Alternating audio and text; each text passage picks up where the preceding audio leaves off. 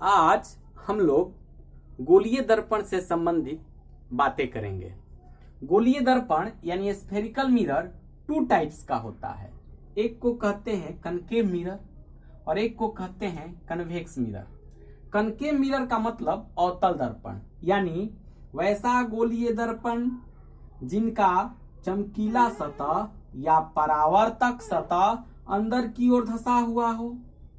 इस मिरर में देखिए, ये जो चमकीला सतह है यह अंदर की ओर धंसा हुआ है और इस मिरर में भी ये जो चमकीला सतह है ये अंदर की ओर धंसा हुआ है। अब देखिए कन्वेक्स मिरर यानी उत्तल दर्पण, वैसा गोलीय दर्पण जिसका चमकीला सतह या परावर्तक सतह बाहर की ओर उठा हुआ हो। इस मिरर में देखिए, ये जो चमकीला सतह है बाहर की ओर उठा हुआ है और इस मिरर में भी देखिए, ये जो चमकीला सतह है बाहर की ओर उठा हुआ है, यानी कन्वेक्स मिरर हुआ। जैसे ये चम्मच देखिए, ये चम्मच का आगे वाला सतह है और आगे वाला जो सतह है अंदर की ओर धंसा हुआ है, यानी अवतल दर्पण। और ये चम्मच का पीछे वाला सतह है और पीछे वाला जो सतह है यह बाहर की ओर उठा हुआ है, यानी उत्तल दर्पण। अगर आप जानना चाहते हैं कि कोई वस्तु उत्तल दर्पण एवं अवतल दर्पण में कैसा दिखता है, उसके लिए आप एक नया चम्मच लीजिए। नया चम्मच हम इसलिए बोले कि नया चम्मच का जो सरफेस होता है वो प्लेन होता है और किसी भी वस्तु को प्लेन सरफेस द्वारा देखा जा सकता है। तो ये नया चम्मच हमने ले लिया। नया चम्मच का ये आगे वाला जो सतह है, इस सतह द्वारा वस्तु जैसा दिखेगा वैसा ही अवतल दर्पण द्वारा दिखेगा, क्योंकि ये खुद अवतल दर्पण है।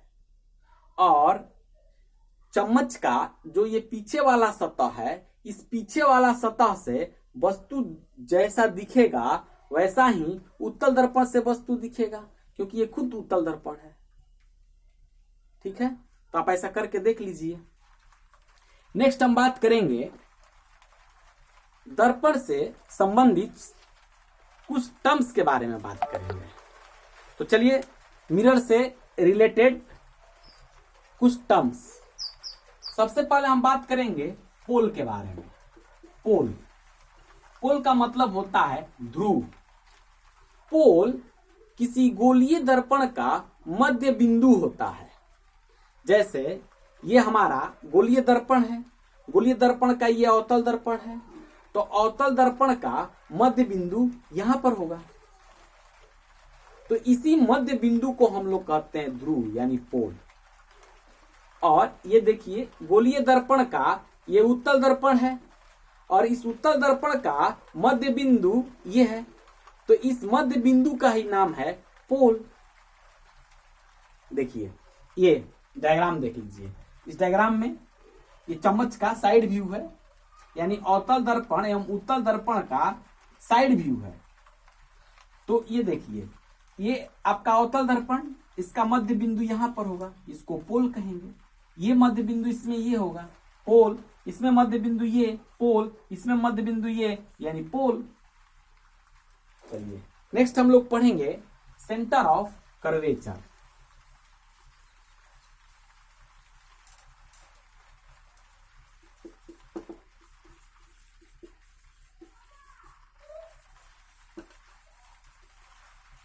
वक्रता केंद्र। कोई दर्पण खोखले गोले से बना होता है, यानी जो दर्पण होता है वो खोखले गोले का भाग होता है। तो हम क्या किए, एक गोला लिए और गोला का ये जो है सेंटर हुआ और गोला का ये जो है रेडियस हुआ। अब हमको दर्पण बनाना है। दर्पण बनाने के लिए गोला का पार्ट लिया। तो हमने क्या किया, इस गोले के भाग को हमने अलग कर दिया और अब इसे हमें दर्पण बनाना है। तो क्या करेंगे, या तो इधर से पेंट कर देंगे, नहीं तो इधर से पेंट कर देंगे। हमने इधर से पेंट कर दिया। अब ये आपका गोलीय दर्पण हो गया। तो ये जो गोलीय दर्पण है इस गोले का पार्ट है, तो जो इस गोले का सेंटर होगा वही सेंटर इसका भी होगा। तो इसका भी सेंटर सी, क्योंकि गोले का जो सेंटर है वो सी है, इसलिए इसका भी सेंटर सी। और जो इस गोले का त्रिज्या होगा वही इसका भी त्रिज्या होगा। तो इस गोले का जो त्रिज्या है वो आर है, तो इसका भी त्रिज्या जो होगा वो आर होगा। तब चलिए अब डिफाइन करते हैं इसको। गोलीय दर्पण जिस खोखले गोले का भाग होता है उसके सेंटर को, उसके केंद्र को वक्रता केंद्र कहते हैं। तो देखिए इस गोले का सेंटर सी है, तो इस दर्पण का भी सेंटर सी होगा और इसी सी को हम लोग वक्रता केंद्र कहेंगे। Next, radius of curvature.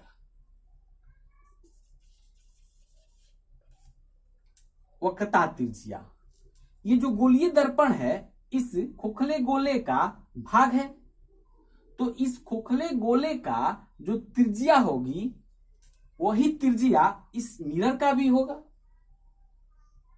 तो इसका त्रिज्या आर है तो इसका भी त्रिज्या आर है। तो फिर कैसे डिफाइन करेंगे, गोलीय दर्पण जिस खोखले गोले का भाग होता है उसकी त्रिज्या को वक्रता त्रिज्या कहते हैं। एक वर्ड है वक्रता त्रिज्या, या हम वक्रता केंद्र बोल देते हैं। क्यों बोलते हैं? वक्रता मतलब, कर्वेचर का मतलब क्या होता है? मुड़े हुए को कहते हैं कर्वेचर, वक्रता।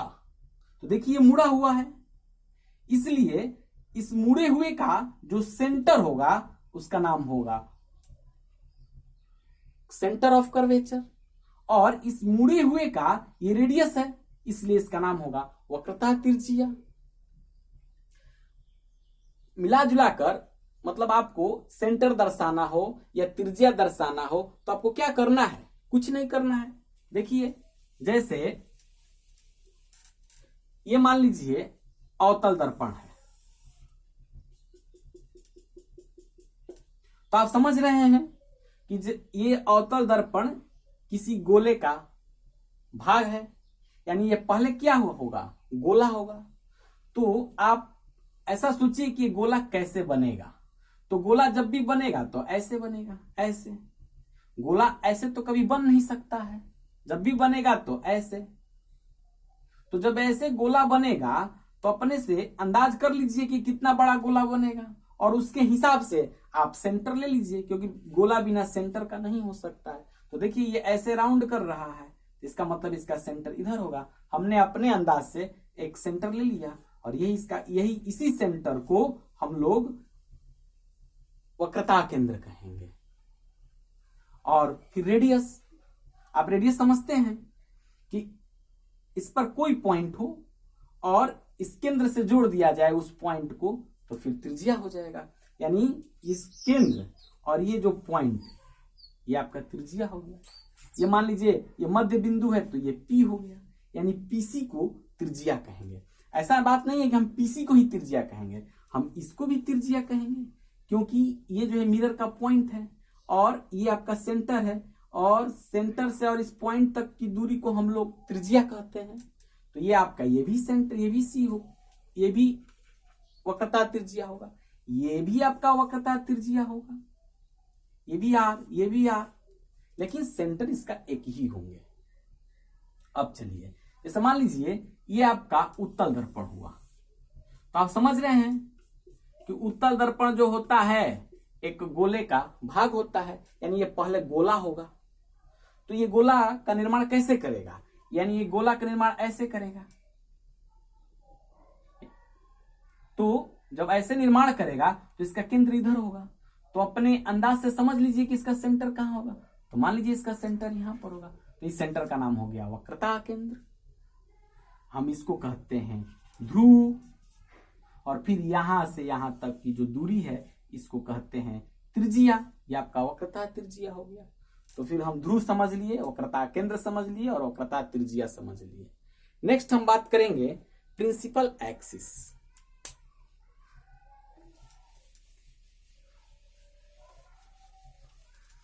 पहले हम अक्ष की बात करेंगे कि एक्सिस किसको कहते हैं। जब कोई बॉडी किसी लाइन के चारों तरफ घूमता है तो उस लाइन को हम लोग एक्सिस कहते हैं। जैसे लट्टू एक गूंज के चारों तरफ घूमता है तो गूंज को हम लोग अक्ष कहेंगे, क्योंकि लट्टू जो है वो गूंज के चारों तरफ घूम रही है और गूंज जो हुआ एक लाइन हुआ, तो गूंज का नाम हो गया एक्सिस। जैसे मान लीजिए ये स्फीयर है और इसका ये सेंटर है। एक्सिस का निर्माण हमेशा सेंटर से होता है। आप देखे होंगे लट्टू के अंदर जो गूंज होता है वो सेंटर में होता है। अगर उस गूंज को हम किनारे लगा दें तो फिर लट्टू नहीं नाच पाएगी। तो जो भी एक्सिस होंगे वो सेंटर से पास करेंगे। तो मान लीजिए हमने एक ये एक्सिस ले लिया, ये वाला एक्सिस, ये एक्सिस ले लिया, ये एक लाइन, और इस लाइन के चारों तरफ ये ऐसे घूमना स्टार्ट कर देगी ऐसे, तो इसका मतलब ये एक्सिस होगा, क्योंकि इस लाइन के ये चारों तरफ घूम सकती है। एक देखिए, एक ये भी एक्सिस हो सकता है, क्योंकि इस लाइन के भी चारों तरफ ये घूम सकता है। एक ऐसे भी एक्सिस हो सकता है, यानी इस लाइन के चारों तरफ ये घूम सकता है ऐसे, या मान लीजिए ऐसे भी एक्सिस हो सकता है, क्योंकि ये जो है इस लाइन के चारों तरफ घूम सकता है, यानी ऐसे। तो एक्सिस बहुत हो सकते हैं। किसी स्फीयर में एक्सिस अनलिमिटेड हो सकते हैं। चलिए, तो जो हमारा गोलीय दर्पण होता है वो गोला का बना होता है, तो इसमें जैसा एक्सिस होगा गोलीय दर्पण में भी वैसा एक्सिस हो सकता है, क्योंकि ये जो इसी का तो पार्ट है।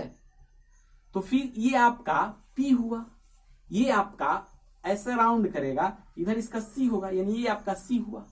तो इसका एक्सिस ऐसे हो सकता है, इसका एक्सिस ऐसे हो सकता है, इसका एक्सिस ऐसे भी हो सकता है, बहुत सारे एक्सिस हो सकते हैं।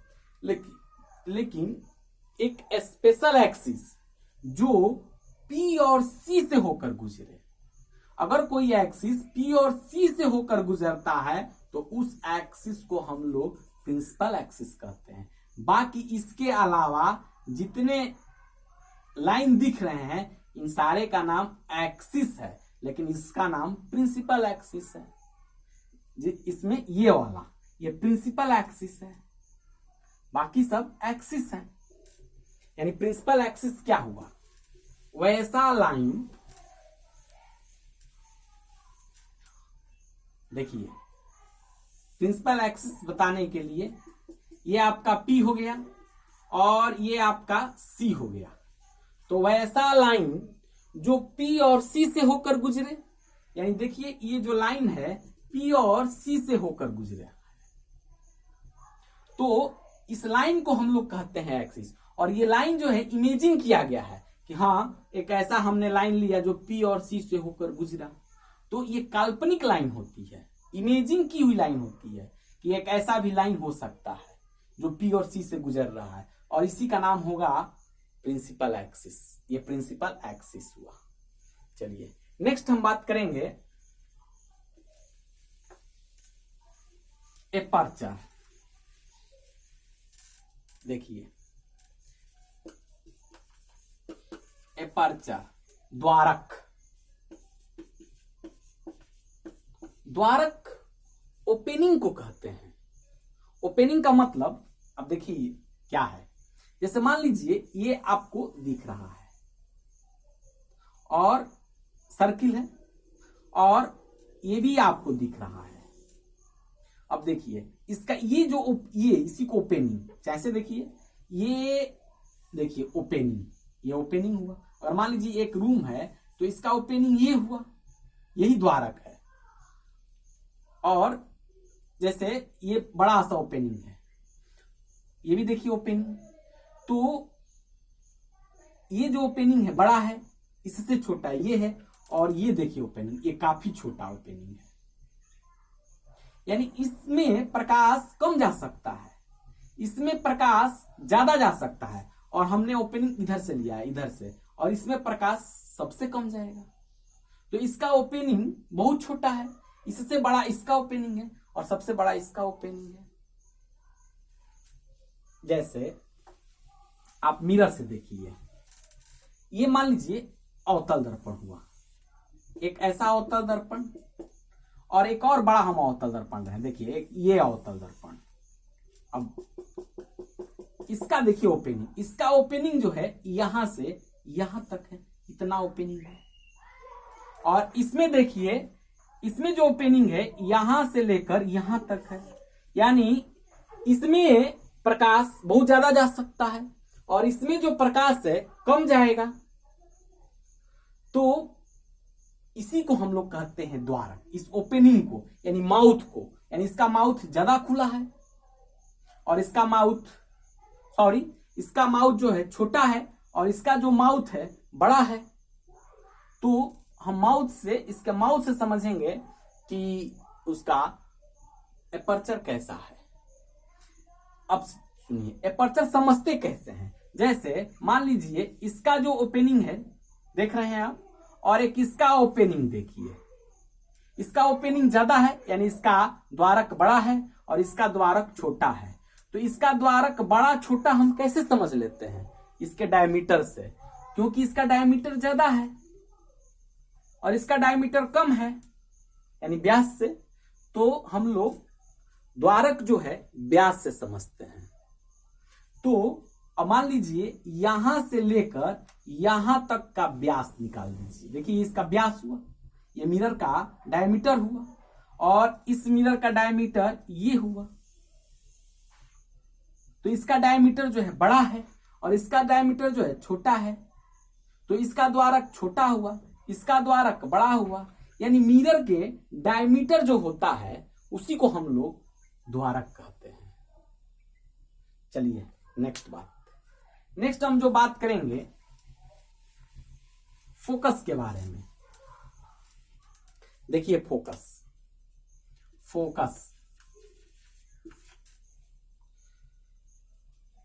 ये एक आपका अवतल दर्पण, इस अवतल दर्पण, ये आपका अवतल दर्पण हुआ। एक हम उत्तल दर्पण से भी दिखा रहे हैं, ये आपका उत्तल दर्पण, ये प्रिंसिपल एक्सिस। चलिए ये जो है इधर से राउंड कर रहा है, ऐसे राउंड करेगा, यानी इसका सेंटर इधर होगा। तो हमने ये ले लिया सेंटर, और ये जो है मध्य बिंदु है, यानी ये हो गया आपका P।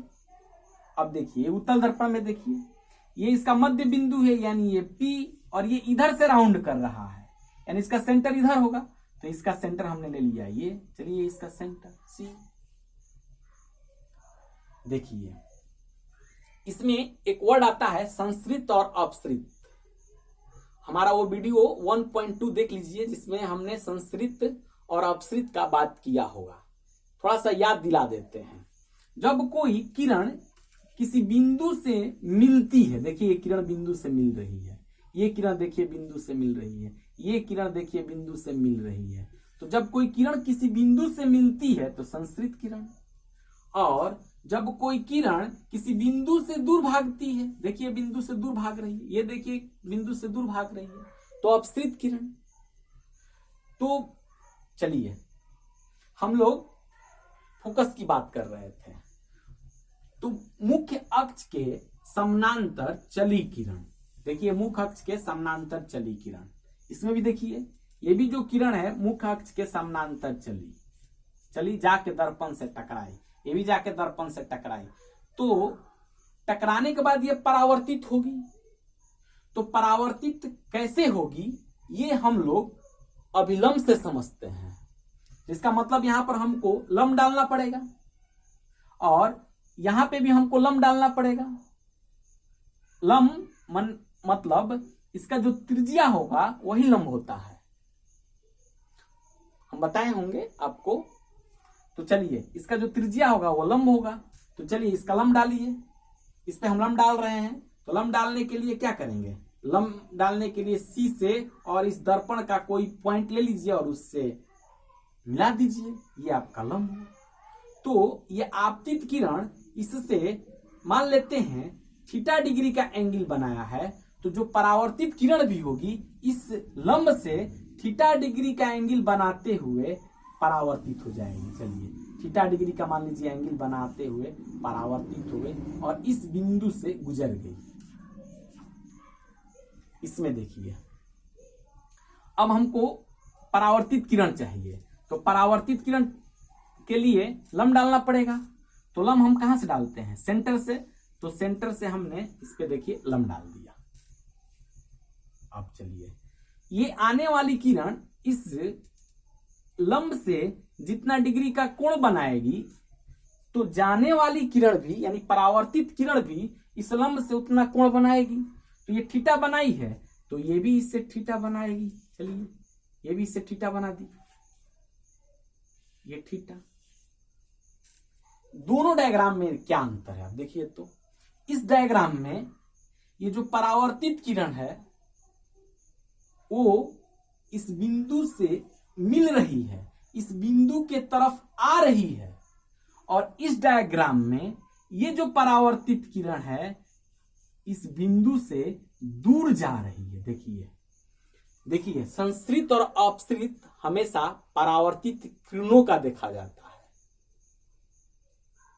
तो देखिए यहां पर देखिए ये किरण जो है इस बिंदु से मिल रही है यानी संश्रित हो रहा है, और ये जो किरण है इस बिंदु से दूर जा रही है यानी यहां पर अपसृत हो रहा है। तो फिर फोकस का क्या डेफिनेशन है देख लीजिए। मुख्य अक्ष के समानांतर चली किरण, मुख्य अक्ष के समानांतर चली किरण दर्पण से टकराने के बाद जिस बिंदु से संश्रित होती है या जिस बिंदु से अपसृत होती है वह बिंदु फोकस कहलाता है, यानी यह बिंदु जो है फोकस कहलाएगा। दूसरे तरीका से देख लीजिए, मान लीजिए कोई किरण ऐसे जाकर टकराई। चलिए ये आपतित किरण, अब हमें परावर्तित किरण चाहिए, तो परावर्तित किरण के लिए लंब चाहिए, तो हम यहां से देखिए लंब डाल दिया। अगर मान लीजिए इससे लंब से अल्फा एंगल बनाया, तो फिर परावर्तित किरण इस लंब से अल्फा एंगल बनाकर रिटर्न हो जाएगी। तो चलिए ये भी अल्फा एंगल बनाकर रिटर्न हो गई, ये भी जो एंगल होगा अल्फा होगा। उसी तरह इसमें भी देख लेते हैं।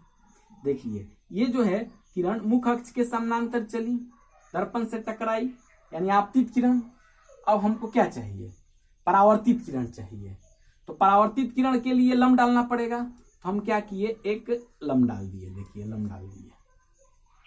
ये आपतित किरण इस लंब से जितना डिग्री का कोण बनाई, तो परावर्तित किरण भी इस लंब से उतना ही डिग्री का कोण बनाएगी। तो चलिए देखिए, यानी उतना ही डिग्री का कोण बनाकर ये देखिए रिटर्न हो गई। देखिए ये क्या हो रहा है, दूर भाग रहा है। किस बिंदु से दूर भाग रहा है ये देखने के लिए क्या करते हैं, इसको पीछे बढ़ाते हैं। तो देखिए इस बिंदु से दूर भाग रहा है, दूर भाग रहा है। और ये देखिए ये क्या हो रहा है, ये किसी बिंदु से मिल रहा है। यानी फिर अब डेफिनेशन सुन लीजिए, मुख्य अक्ष के समानांतर चली किरण दर्पण से टकराने के बाद जिस बिंदु से संश्रित होती है या जिस बिंदु से अपसृत होती है वह बिंदु फोकस कहलाता है। यह आपका फोकस हुआ। दोनों में जो रेज दिखाए गए हैं दोनों में काफी डिफरेंस है। उत्तल दर्पण में सारे रेज एक पॉइंट पे मिलती है, यानी उत्तल दर्पण में एक विशेषता है कि जितनी किरणें उससे टकराएगी वो एक बिंदु पर मिला देगी उस किरण को। और अवतल दर्पण का मैं बात कर रहा था। अवतल दर्पण का एक विशेषता है कि कि जितनी किरणें अवतल दर्पण से टकराएंगी सारे किरणें को एक पॉइंट पे मिला देंगी। लेकिन उत्तल दर्पण में ऐसा नहीं है। उत्तल दर्पण क्या करती है कि इससे जितनी किरणें टकराती हैं सारे किरणें दूर भाग जाती हैं, सारे किरणें को ये मिला नहीं सकती हैं। इसमें किरणें जो होती हैं फैल जाती हैं और इसमें जो किरणें होती हैं सिकुड़ जाती हैं।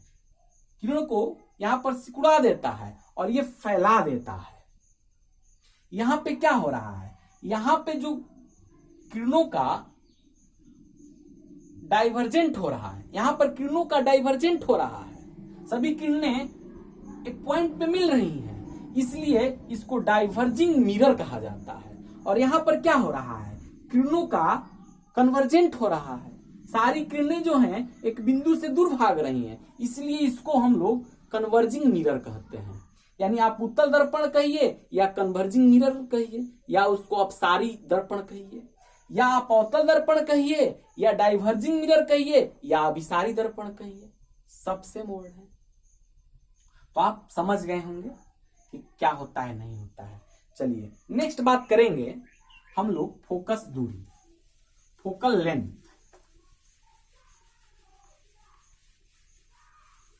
देखिए ये हुआ आपका अवतल दर्पण, ये आपका हुआ उत्तल दर्पण। चलिए ये है आपका प्रिंसिपल एक्सिस, इसमें ये हुआ आपका प्रिंसिपल एक्सिस। ये दर्पण का ये मध्य बिंदु यानी पोल और ऐसे राउंड हो रहा है, इसका मतलब ये सेंटर। और दोनों के बीचों बीच होता है फोकस। हम अभी फोकस को डिफाइन किए, उसी फोकस का बात कर रहे हैं। दोनों के बीचों बीच होता है फोकस, यानी यहां से यहां तक जितनी दूरी होगी वही दूरी यहां से यहां तक होगी। यहां से यहां तक दूरी अगर ए है तो यहां से यहां तक भी दूरी ए होगी। इसी तरह इसमें ये हुआ आपका मध्य बिंदु यानी पी और ये हुआ आपका सेंटर, और दोनों के बीच में ले लीजिए जो होता है उसको बोलते हैं फोकस। अब चलिए ये ध्रुव और ये फोकस, दोनों के बीच की जो दूरी होती है उसको हम लोग कहते हैं फोकस दूरी। इसे छोटी एफ से सूचित किया जाता है। फोकस दूरी कहिए या फोकल लेंथ कहिए या फोकसांतर कहिए, तीनों सेम वर्ड। तो फोकस और ध्रुव के बीच की जो दूरी होती है उसको हम लोग फोकस दूरी कहते हैं।